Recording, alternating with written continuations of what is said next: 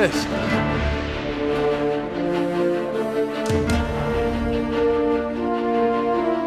Once upon a time, the thought of playing a game like Uncharted on a handheld was absurd. With some of the highest production values in the industry, the franchise seems to set a new gold standard with each release. With the power available with Sony's new Vita, fantasy is becoming reality. But can Golden Abyss live up to the ridiculous expectations? Now we're having fun. If you say so.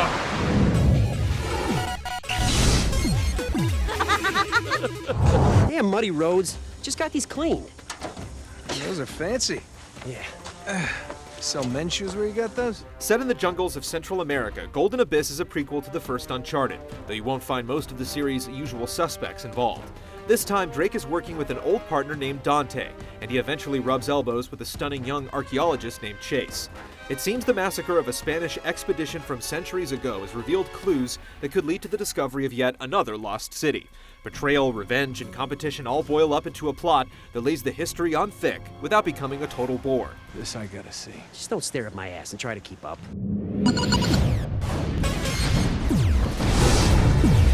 Oh, hey, whoa there, pal. Split into 34 chapters, the campaign in Golden Abyss is not brief. At around 10 hours and with multiple difficulty settings, it's a little shorter than the console versions without feeling like a ripoff. If you've played prior Uncharted games, the design is immediately recognizable. There are frequent checkpoints to keep the grind low, and the path forward is almost always obvious. Level design goes up, down, and just about every direction in between. There are even some branching paths here or there that allow you to discover the game's scores of hidden trinkets. There's no multiplayer mode, so if you're not interested in replaying the campaign, its $50 price tag is a little steep. Careful. It's a long way down.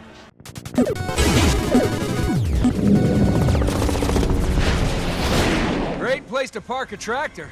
The gameplay features a mix of third-person, cover-based shooting, platforming, and puzzles. While the enemies are moronic and far too repetitive, the aiming is handled very well. You use the analog stick for heavy movements, and then the system's gyro to fine-tune reticle placement. After experiencing it, it's hard to go back to the old way. Piece of cake. The platforming provides little tension minus the sections where you're forced to shoot while hanging. You can go it the old way with the analog stick, or you can simply use the touchscreen to select where you want Drake to go, and he'll make it happen. It's a neat feature, but it also exposes the series' platforming as basically pointless. Like the playground. Except if you fall here, you'll probably die. The touchscreen is used for much more than that, though. You'll be swiping and wiping constantly as you're forced to use it to rub the dust off clues, manipulate puzzles, and even finish off melee combos. You're forced to use it so much that we were almost afraid we were going to wipe the screen off the system. The back touch functions as a zoom for weapons and a camera that you can use to complete a photo album, but we did find ourselves accidentally hitting it from time to time. Hey. Look at this. The most glaring problem with the gameplay is the lack of the series' patented set-piece moments. Without these interludes to break things up, the game eventually feels repetitive. This despite the fact that Golden Abyss utilizes just about every last functionality that the Vita offers.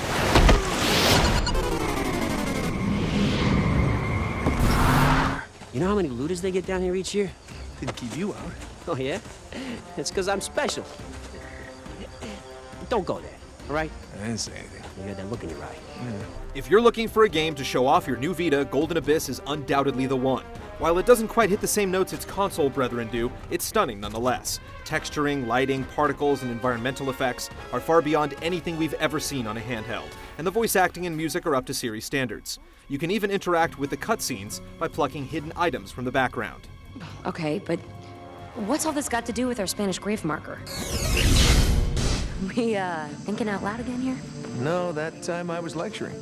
Uncharted Golden Abyss is a powerful tech demo for the PlayStation Vita, but it's also an engaging game that's a blast to play in spurts. Touchscreen use is a little heavy-handed, and it's missing those wow moments we're used to getting from the franchise, but it's a solid action-adventure, with production values strong enough to quell any sense of system buyer's remorse. You don't see that every day.